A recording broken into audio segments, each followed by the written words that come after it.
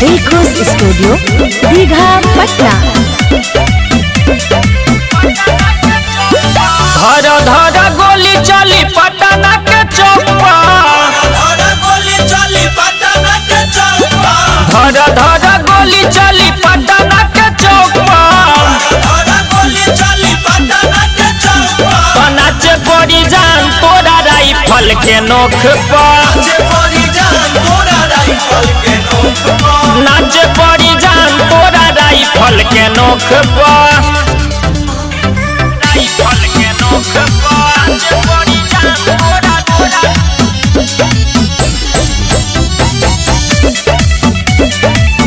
Rifle के नोख पर, rifle के नोख पर।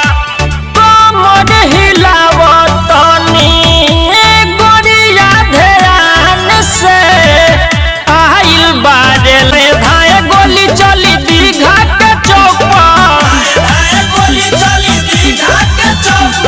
धाए धाए गोली चली दीघा के चौपा।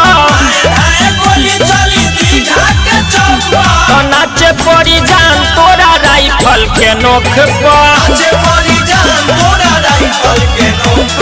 नाचे पड़ी जान तोरा राइफल के नोख पर।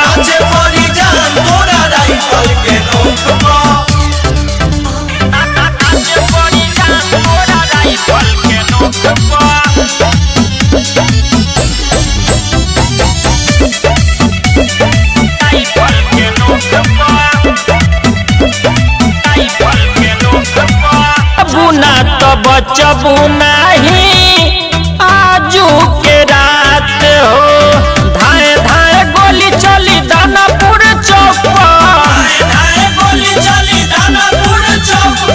धाए धाए गोली चली दानापुर चौपा। तो नाचे पड़ी जान तोरा राइफल के नोख पर, नाचे पड़ी जान तोरा राइफल के नोख पर।